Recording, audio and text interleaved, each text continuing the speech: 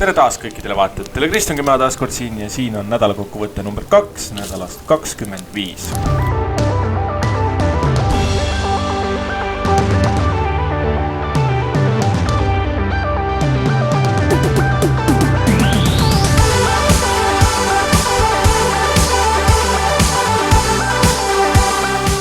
Võttes kokku eelmist nädalat, siis peab tunnistama, et eelmine nädal oli võrdlemisi tegus. Esmaspäev, teisipäev olid muidugi rahulikumad, kuigi tööl pidi käima, aga kolmapäev seevast oli päris huvitav. Käisime Rõuges, käisime seal vaatetornis, käisime noid vanu taluhooneid vaatamas, peale toda käisime ka forelli püüdmas, õnnestus endale 1,6 kilone saada ja siis lasime ka ära grillida. Päris hea oli, peab tõdema. Ja kindlasti tulevikus ma arvan, et tuleb ka veel mingil hetkel minna peale toda grillimist, siis me läksime mingi järve äärde, mis mul ei tule meelde praegu. Paidra on tolle koha nimi. Käisime seal ujumas ja siis tulime linna tagasi, aga pärast kas õhtupoole mingi 7 või pool 8 kuskil läksime uuesti ja siis sain ise ka lõpuks ujuma minna. Kärol oli ka kaasas ja siis grillisime veel natukene. Muidugi kõik oli teiste inimeste kulul, aga ikkagi oli tore kolmapäev vähemalt. Neljapäev reede olid jällegi vaiksemad, sellepärast et jällegi tööpäevad, siis ei olnud ju mitte midagi aega teha. Laupäeval olime maal ja põhimõtteliselt tähistasime jaanipäeva. Loomulikult tegime ka remonti natukene. Panime ära vaiba ja põrandaliistud, aknaliistud said ka ära pandud ja siis panime ka voodi kokku lõpuks ja siis ööbisime seal. Pühapäeval, tegelikult laupäeval niitsime ka murutraktoriga suurem osa plats ära ja siis pühapäeva päeval niitsime suure traktoriga ülejäänud põllud, aga paraku vahetult enne seda, kui põllu lõpp oli, läks lattniidukil latt puruks, mis tähendas, et niitmine jäi pooleli. Kuigi iseenesest väga hullu ei ole, latti ilmselt saab kuskilt veel, aga siis põhimõtteliselt mängisin kuni põllu lõpuni, mängisin trimmerit ja lihtsalt võtsin kartulipealsete purustajaga, lasin lihtsalt üleliigse heina maha. Ja niitmine sai tehtud, aga jah, väike jama, et niiduk katki läks, aga eks niiduk on vana ja paratamatult kuskilt ju midagi lõpuks katki läheb, aga otseselt midagi väga hullu ei ole. Õhtul tegime grilli jälle, tegime sauna ja tegime loomulikult ka jaanituld ja ega väga rohkem ei olegi midagi. Nii et jah, Osta.eest ostsin ka selle nädalal päris palju asju. Ilmselt kõige paremad ostud olid kodukino supakas ja kodukino keskkõlar ja ostsin ka ühe videokaardi MSI 750 Ti OC 2 GB. Kasutatud, aga ilmselt ikkagi töökorras veel. Ja siis ma saan panna selle teise arvutisse, siis saab Kärol oma mänge ka natukene paremini mängida. Seal on natukene vanem videokaart praegu sees. Lisaks ostsin ka taimereid ja releesid, paar hädapeatuse asja, hädastopi relee 2 kanaliga ja hädapeatuse avaja, põhimõtteliselt on ka nagu relee lihtsalt. Ostsin ka ühe Finluxi videomaki, sest ka maal videomakke pole kunagi palju, sealt saab alati ägedaid juppe seest. Ja siis ostsin kaableid, sest kodukino supakale ei tulnud põhimõtteliselt ühtegi kaablit kaasa.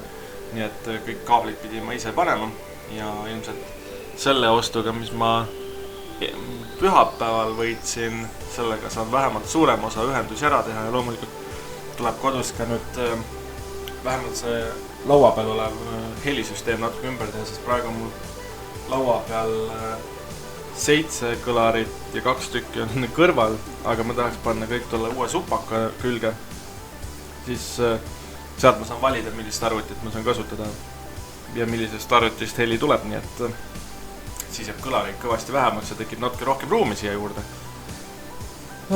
Uus nädal, tegelikult tänane päev on juba uus nädal, täna on juba esmaspäev. Natuke hiljaks jäänud selle nädala update'iga, aga midagi pole teha, eile ei jõudnud. Ja ega täna ka midagi muud väga ei ole. Täna on ikkagi püha, nii et täna võtame ka natuke rahulikumalt. Istume kodus põhimõtteliselt, vahepeal käime ilmselt ka poes, aga suurt midagi täna tegema ei hakka. Panen selle video ka kunagi üles. Ja siis põhimõtteliselt ongi kõik. Ma arvan, see nädal on küll õhtused vahetused, 3 õhtut järjest, nii et väga huvitav ei ole. Vaatasin ka töökuulutusi, operaatori töökuulutus on ühes kohas ainult üleval. Teistes kohtades ei ole, nii et väga usinesti just neid ei otsita nagu näha.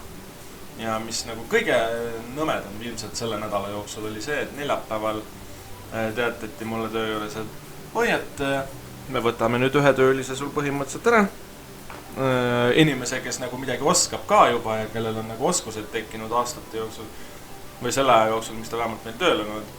Ja siis nüüd ta pandi teise kohta ja siis teisest kohast võeti inimene ja pandi siis meile teise vahetus, et meie vahetused oleksid nii-öelda võrdsemad. Aga mina nagu ei näe, et nagu vahetused nagu kuidagi võrdsemaks läksid, sest praeguse seisuga teises vahetuses on 8 inimest, meie vahetuses on 7 inimest. Ja lisaks teises vahetuses on 3 massitegijat ja 2 operaatorit, aga jätkuvalt meie vahetuses, seal kus mina olen, on ainult 1 operaator, ehk siis mina ja 2 massitegijat, nii et ausalt öelda mina küll ei näe, et asi nagu kuidagi võrdsemaks oleks läinud. Pigem tehti asi hoopis ebavõrdsemaks, sest nüüd ma pean põhimõtteliselt hakkama iga päev ka veel varem tööle minema. Sellepärast, et see, kes ära võttis, tuli tavaliselt kas 5 või 5 läbi natukene juba tööle ja aitas vähemalt millegagi meid ja tegi mingeid asjugi. Aga põhimõtteliselt nüüd, kui meile tuli üks venelane asemele, siis kes muidugi eesti keelt absoluutselt ei räägi, mis teeb minu elu nagu veel huvitavamaks, siis põhimõtteliselt on nüüd olukord, et võeti ära inimene, kes tuleb kella 5, asendati inimesega, kes tuleb kella 6, võeti ära inimene, kellel on olemas juba oskused normaalselt ja kes nagu teeb midagi ja oskab, asendati inimesega, kes praeguseks hetkeks väga suurt midagi ei oska. Aga loodame, et mingid oskused tal tekivad, aga jah, probleem on selles, et ta tuleb hiljem. Ja meil võib ilmselt juhtuda, et lähiajal läheb asi veel hullemaks, et põhimõtteliselt 1 massitegija ja 1 operaator tulevadki õhtul ainult kella 5 tööle, samas kui teises vahetuses kella 5 tuleb põhimõtteliselt 5 inimest üldjuhul kohale. Nii et meid on pandud ausalt öelda väga-väga ebavõrdsesse olukorda, kuigi meil siin üritatakse näidata, et oi, et me üritame, et asi oleks võrdsem, aga ma arvan, et asi on väga-väga ebavõrdseks läinud ja varem või hiljem tuleb mul sellega ka juhtkonna poole pöörduda, sest see asi ei saa päris niimoodi olla, et lihtsalt inimesed võetakse ära kuhugi mujale ja asendatakse inimestega, kellel pole oskusi või midagi. Et ausalt öelda lihtsalt nõme, et niimoodi tehakse.